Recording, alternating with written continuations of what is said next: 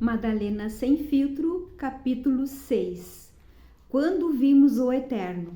O caminho era longo, nossas incertezas eram muitas, e naqueles desertos sórdidos só Jesus era capaz de nos trazer algum alento. Ainda que muitas vezes nos respondesse com perguntas, como se quisesse dizer que caberia a nós compreender as coisas do céu e do inferno, da vida e da morte. Certa vez, querendo uma orientação sobre toda a sabedoria que nosso mestre nos transmitia, perguntei a ele de onde vinham minhas lágrimas e o meu sorriso.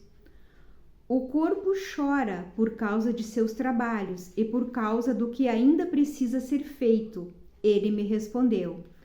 A mente sorri por causa da força do espírito. Aquele que não enfrentar a escuridão não será capaz de ver a luz. Tomé, aquele a quem alguns diziam que era irmão gêmeo do mestre, quis saber o que havia antes da existência do céu e da terra. Havia escuridão e água, quando o Pai criou o mundo. Ele coletou um pouco de sua água, e a palavra veio disso.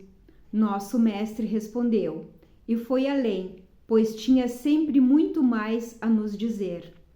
Perguntava a mim mesma como seríamos capazes de guardar todo aquele conhecimento com nossas mentes de camponeses, pescadores, pessoas simples que éramos. Como teríamos sabedoria para transmitir às outras pessoas aquilo que estávamos ouvindo? Quis saber dos irmãos e irmãs como eles fariam, mas foi o mestre quem respondeu, como se ele fosse também um de nós. Irmã, ninguém pode perguntar sobre essas coisas, a menos que tenha um lugar para guardá-las em seu coração. Ele explicou que essas pessoas, entendi que era eu uma delas, poderiam entrar no reino sem ser arrastadas de volta para esse mundo de misérias materiais e certamente espirituais. Ah, sim, ele falava das pobrezas da alma. Ao menos foi como eu entendi. Mateus disse que queria ver esse lugar onde não havia maldade, apenas luz. Irmão Mateus, nosso mestre respondeu, você não será capaz de vê-lo enquanto estiver vestindo sua carne. Um dia, o mestre nos levou até o alto de uma montanha para explicar-nos sobre a criação do céu e da terra. Tomé conversava com Mateus. Perguntou a ele quem seria capaz de subir a um lugar tão alto ou descer a um abismo tão profundo. Há um grande incêndio lá, um grande terror. Tomé se assustou e eu também fiquei assustada quando vi o Santo Espírito do Senhor descer diante de nós e desaparecer depois. Era mesmo o Senhor? Ou estávamos tendo uma visão? Foi quando o mestre voltou a falar conosco. Não disse a vocês que, como um relâmpago, o que é bom será levado para a luz? Depois disso, o mestre viu 2 espíritos carregando uma alma em nossa direção. Só ele os viu e ordenou que lhe dessem um corpo. Um raio desceu do céu. Era o Senhor?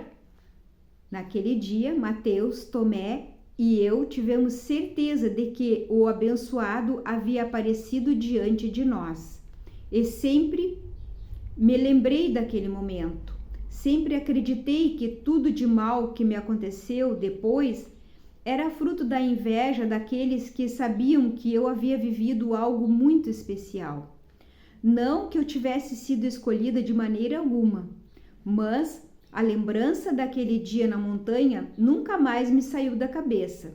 Senti que estávamos revivendo a história de Moisés e sempre pensei que todo o mal que fizeram a mim foi para me punir por eu ter estado tão perto do Senhor. Hoje não sei mais. Posso ter me enganado. Até santos vigários se enganam, não é verdade?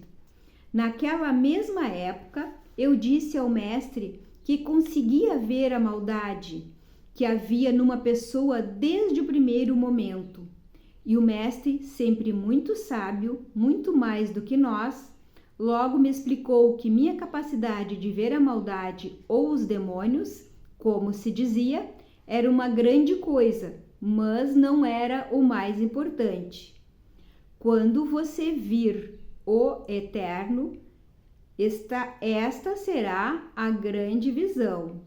Quando você vir o Eterno, esta será a grande visão. Agora eu entendo. Acho que ele tinha razão.